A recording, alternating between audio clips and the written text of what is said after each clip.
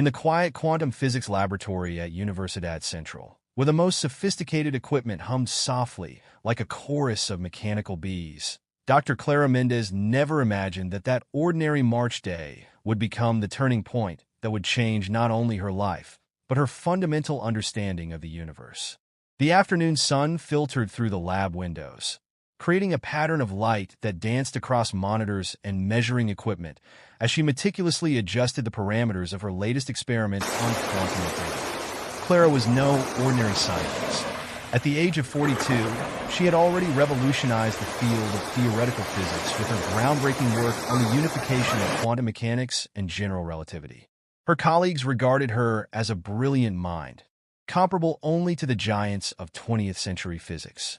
However, she carried a secret that few knew about, a deep loneliness that lay hidden behind her academic achievements and her publications in the most prestigious journals in the world.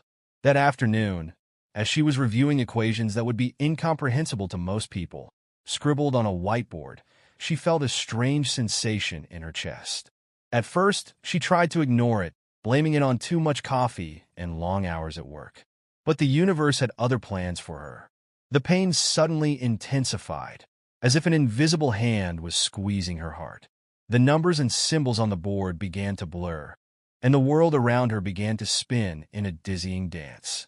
No way, he thought as he leaned against his desk, knocking over a cup of cold coffee that spilled all over his latest notes. I have to finish these calculations. But his body had other plans. His legs gave out, and before he could reach the emergency button, he collapsed onto the cold floor of the lab. The last thing she heard was the distant sound of an alarm from one of her measuring devices, as if the universe itself was marking the exact moment when her life would change forever. Then darkness enveloped her like a black velvet cloak. For someone who had dedicated her life to science and the strictest materialism, what happened next would defy all logic and reason. Clara had always dismissed stories of near-death experiences as mere hallucinations produced by a brain deprived of oxygen. But what she experienced in the next few moments would shake the very foundations of her most deeply held beliefs. The darkness gave way to a light that was unlike anything she had ever seen before. It was not the blinding glare that the near-death experience testimonies she had so decried in her lectures spoke of. It was something different, something her scientific mind struggled to understand. It was as if she were perceiving the light not just with her eyes, but with every atom of her being. The space around him transformed into something that defied the laws of physics he knew so well. There was no up or down, no time in the conventional sense. It was like being inside a multidimensional equation come to life, where every variable was a sensation, a thought, an emotion. And then, in the midst of that field of pure energy, he appeared. Not as the wild-haired old man she knew from historical photographs, but as a man in the prime of his life, with bright eyes that seemed to contain the wisdom of 1,000 universes. Albert Einstein stood before her, and his presence was as real as any law of physics she had ever studied. "Welcome, Clara," he said in a voice that seemed to resonate not in the air, but directly in her consciousness. "I've been waiting for you." Clara's analytical mind tried to process what was happening. Was this a hallucination? A final gift from her dying brain? But there was something about Einstein's presence that defied any rational explanation. It was as if reality itself had been rewritten to allow for this encounter. "This can't be real," Clara managed, though she wasn't Sue. Rishi was using words in the traditional sense. "You're dead, and I probably am too." Einstein smiled with a warmth that no historical photograph had ever been able to capture. "Real? What is reality, my dear colleague? Haven't quantum mechanics and relativity taught us that our most basic perceptions of the world are only approximations of something much deeper?" Clara tried to maintain her scientific skepticism. "But this violates every law of physics we know, the same laws you helped discover." "Ah, the laws of physics," Einstein replied with a mischievous glint in his eyes. "They're beautiful, aren't they? But they're like musical notes on a score. They describe the music, but they're not the music itself. What you're experiencing now is the complete symphony of the universe." Einstein approached Clara with a gesture that conveyed centuries of accumulated wisdom. When I developed the theory of relativity, he continued, I sensed that we were just scratching the surface of something much deeper. The equation E equals mc squared is not just a mathematical formula. It is a doorway to understanding that everything in the universe is interconnected in ways that transcend our current understanding. Clara watched in fascination as the space around her seemed to respond to Einstein's words, creating patterns of light and energy that danced like a cosmic aurora borealis. But, she objected, still maintaining her scientific instinct, all my life I have sought proof, tangible evidence. I have rejected anything that could not be demonstrated in a laboratory. Ah, the proof. Einstein smiled, and with a wave of his hand, the space around him was transformed into a vast cosmic laboratory. Look at this, he said, as entire galaxies swirled around him like whirlpools of light. Every atom, every subatomic particle, every wave of light is imbued with something more than mere physical properties.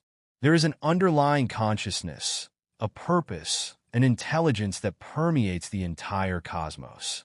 Before her eyes, Clara saw the entire history of the universe unfold, from the Big Bang to the present, not as a simple sequence of physical events, but as a symphony of evolving consciousness.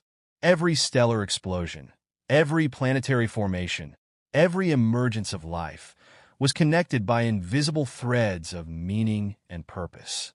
The real tragedy of modern science, Einstein continued, as they walked through a quantum energy field pulsating with infinite possibility, is not its quest for knowledge, but its reluctance to accept that there are dimensions of reality that transcend the measurable. Love, consciousness, purpose, these are not accidental byproducts of chemical processes in the brain, but fundamental aspects of the very fabric of the cosmos. Clara felt something crumbling inside her, but it wasn't painful.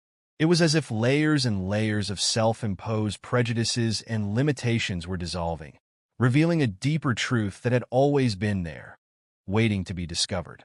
Do you remember your last experiment? Einstein asked, and before them appeared an exact reproduction of the lab where Clara had collapsed. You were studying quantum entanglement, seeking to understand how particles can maintain instantaneous connection across vast spatial distances. What you didn't realize was that you yourself were part of a much larger entanglement. Scenes from her life began to unfold before her like pages from a cosmic book. She saw her long-dead mother silently praying for her as she became more and more immersed in her studies, withdrawing from all emotional contact. She saw colleagues attempting to build bridges of friendship that she had rejected in the name of scientific objectivity. She saw opportunities for human connection that she had dismissed as distractions from her quest for knowledge. The universe, Einstein said in a voice that seemed to contain echoes of every truth ever discovered, is not a cold, deterministic machine as we are led to believe. It is a living, conscious organism, constantly evolving. And we are not external observers, but active participants in its continuing development. Clara watched in wonder as every equation she had ever written took on new life and meaning. Mathematical formulas were no longer mere tools of prediction, but windows into a deeper reality where the division between observer and observed dissolved into a fundamental unity. But, she asked, feeling that each word opened new horizons of understanding, how can we integrate this understanding with the science we know? How can we bridge the gap between the measurable and the immeasurable?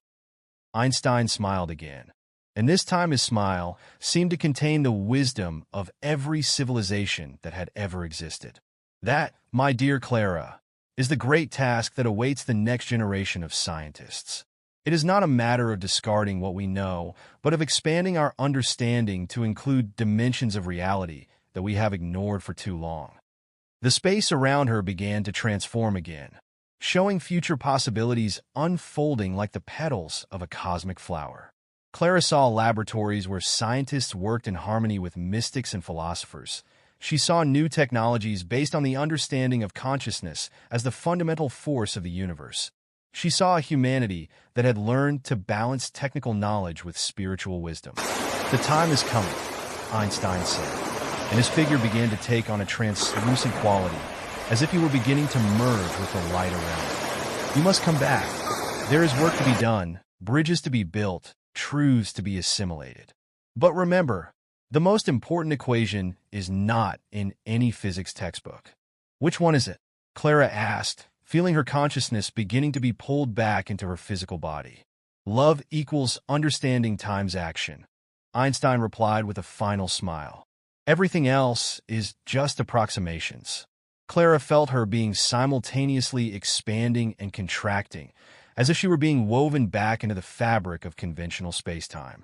Einstein's last words rang in her consciousness like cosmic bells. Do not be afraid of the unknown, Clara. The true scientist is not the one who rejects what he cannot measure, but the one who constantly expands the limits of the measurable. Waking up in the emergency room was like being born again. Clara opened her eyes to find herself surrounded by medical machines and worried faces. But she was no longer the same person who had collapsed in the lab. Every beep of the heart monitor, every molecule of oxygen entering her lungs through the mask, all had a deeper meaning than before. Dr. Mendez, can you hear me? Asked a voice that seemed to come from far away.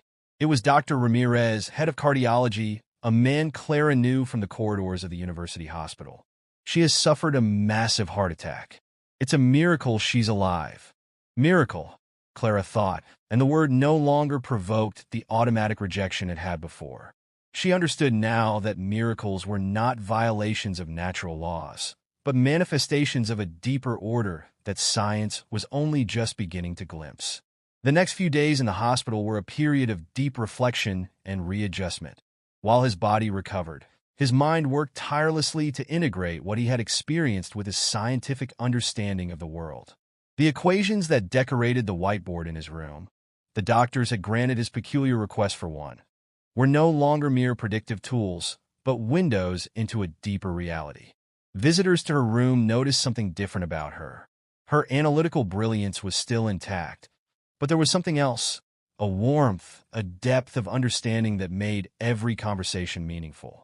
Even the nurses who routinely came in to check her vital signs found themselves engaged in conversations about the meaning of life and the net.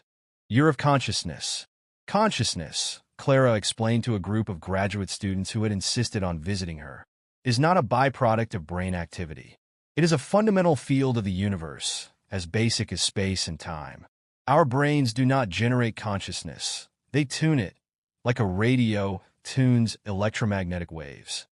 Her words caused a stir in the academic community. Some colleagues feared that the heart attack had impaired her judgment. Others accused her of having betrayed the principles of scientific materialism.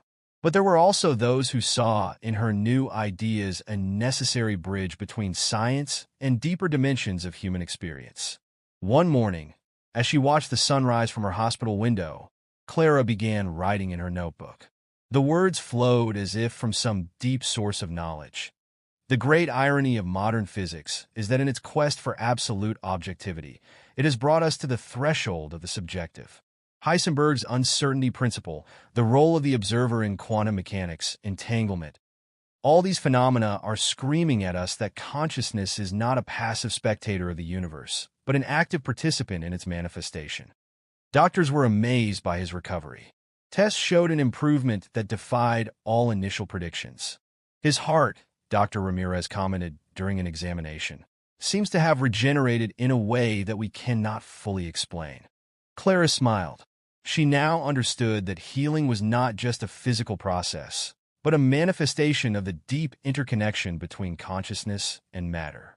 Her near-death experience had not been an end, but a beginning, an initiation into a deeper understanding of reality. As her discharge date approached, Clara began planning the changes she would implement in her work. Her laboratory would be transformed into an interdisciplinary research space where quantum physics would dialogue with neuroscience, philosophy, and spirituality. She would no longer seek to simply publish in scientific journals. She would write books that could reach a broader audience, sharing a vision of a universe that integrated science and meaning. The universe, he wrote in his journal the night before he left the hospital, is not a machine which we can take apart and analyze piece by piece. It is a symphony in which every note, every instrument, every silence contributes to a larger meaning. The task of the scientist is not only to measure and predict, but also to listen and understand. The return to the lab was just the beginning of a quiet revolution. Clara transformed her workspace into what she called a quantum consciousness lab. The white walls became filled with equations that intertwined quantum physics with theories about consciousness, and old measuring equipment now shared space with devices designed to detect subtle changes in energy fields that conventional science was only just beginning to recognize. Her first day back was revelatory. Her colleagues immediately noticed the change in her presence. The brilliant but aloof scientist had been replaced by someone who radiated a unique blend of scientific wisdom and spiritual understanding. "The physics we know," she announced at her first lab meeting, "is just the first chapter of a much larger book." Weeks turned into months, and Clara's lab became the epicenter of a new way of doing science. Graduate students and postdoctoral researchers from around the world applied to work with her, drawn by her revolutionary vision. Some came from theoretical physics, others from neuroscience, philosophy, or consciousness studies. The diversity of perspectives created an electrifying environment of discovery and synthesis. One day, while working on a new series of experiments on the interaction between consciousness and matter, Clara received an unexpected visitor. It was Dr. James Morrison, editor-in-chief of Physical Review Letters, the most prestigious journal in the theoretical physics. He had flown in from Princeton specifically to see her. "Dr. Mendez," he began, nervously adjusting his glasses, "your recent work has caused controversy in the scientific community. Some of our most respected reviewers suggest that you are moving away from the scientific method." Clara smiled, remembering Einstein's words from their meeting. "Dr. Morrison," she replied as she led him into her laboratory, "the scientific method is not a set of rigid rules, but a constantly evolving tool. Wasn't quantum mechanics considered heresy at one time?" He showed her the preliminary results of his new experiments, data suggesting a significant correlation between states of consciousness and quantum behavior, measurements indicating the existence of non-local information fields, evidence that conscious intention could influence physical systems in measurable and reproducible ways. Morrison was impressed, not just by the data, but by the rigorous methodology behind it. This could change everything," he murmured, flipping through the reports. Clara's work began to attract attention beyond the academic world. Her lectures filled auditoriums, not only with scientists, but with people from all walks of life who sensed that something fundamental was changing in our understanding of the universe. "The split between science and spirituality," he declared in a TED Talk that went viral, "was a historic mistake that we must correct. They are not separate domains, but different perspectives on the same fundamental reality. Quantum physics is not just allowing us to understand the behavior of subatomic particles. It is showing us the very nature of consciousness and its role in creating reality." His words resonated with a new generation of scientists who had grown up questioning the limits of the materialist paradigm. At universities around the world, research programs inspired by his work began to emerge. The Mendez hypothesis, as his unified theory of consciousness and matter became known, became the subject of heated debate at conferences and symposia. But it was not all acceptance and success. Clara faced significant resistance from more conservative sectors of the scientific community. Some accused her of quantum mysticism. Others suggested that her near-death experience had compromised her scientific judgment. Yet Clara remained unfazed. Every criticism motivated her to be more precise in her experiments, more rigorous in her methodologies, clearer in her explanations. "True objectivity," she explained to her students, "does not consist in denying the observer's consciousness, but in deeply understanding his role in the observation process." In her office, next to her diplomas and awards, there now hung a simple black-and-white photograph of Einstein, with his famous, enigmatic smile. Below it she had written the words he had spoken to her when they met: "Love equals understanding times action." For her, this simple equation contained the essence of her new understanding of the universe. As her work gained recognition, Clara began to see subtle but significant changes in the way science was done. Laboratories began to incorporate meditative practices as part of their methodology. Top scientific journals began to publish articles on the relationship between consciousness and physical reality. Theoretical physics conferences now included sessions on quantum consciousness and transpersonal physics. One afternoon, as she watched her students work in the laboratory, Clara remembered Einstein's words about the symphony of the universe. She saw now how every experiment, every measurement, every discovery was a note in that great cosmic composition. Science was not simply discovering the universe.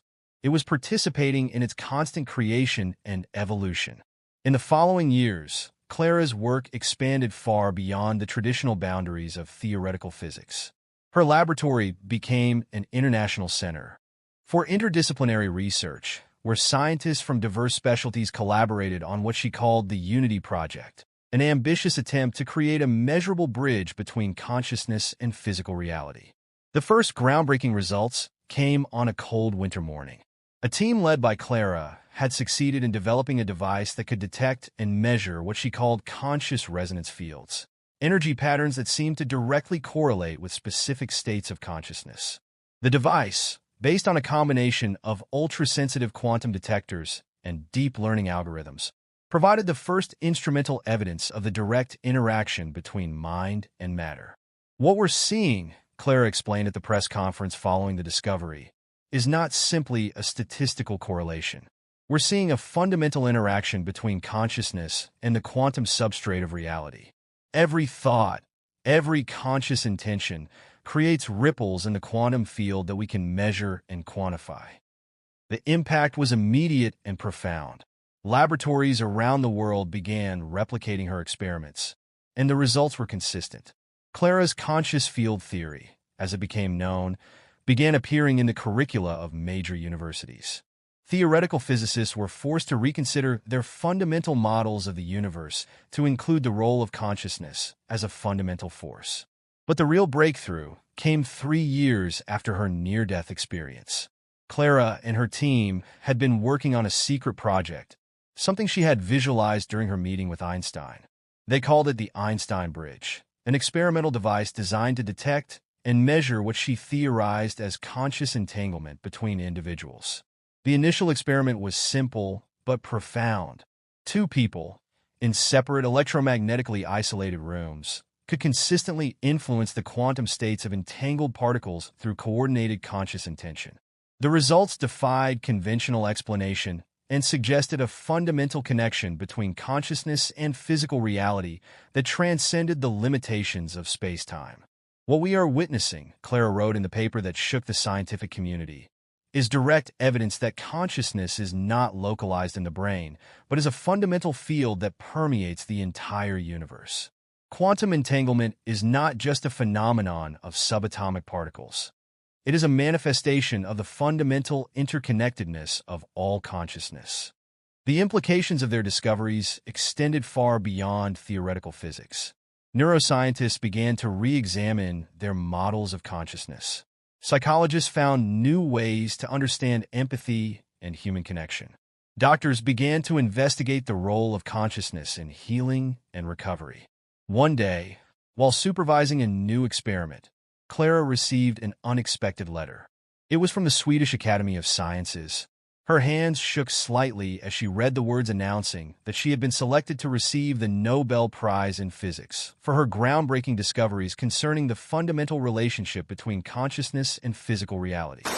In her acceptance speech in Stockholm, Clara shared for the first time publicly her near-death experience and her meeting with Einstein. The silence in the auditorium was palpable as she described how that experience had transformed not only her understanding of physics, but her entire view of the universe and the role of consciousness in it. The real scientific revolution of the 21st century, he told a worldwide audience, will not be technological, but conscious. We are discovering that the universe is not a set of separate objects mechanically interacting, but an infinite network of interconnected consciousness. Every thought, every intention, every act of observation participates in the continuous creation of reality. His words resonate far beyond the academic world. Spiritual and religious leaders found in his discoveries a bridge between modern science and ancient wisdom traditions. philosophers began to speak of a new synthesis between materialism and spirituality. Artists and creatives were inspired by the vision of a conscious, participatory universe. Clara established the Einstein-Mendez Foundation, an organization dedicated to promoting interdisciplinary research on consciousness and physical reality. The research center, located on a beautiful campus in the mountains, became a meeting point for scientists, philosophers, mystics, and truth seekers from around the world.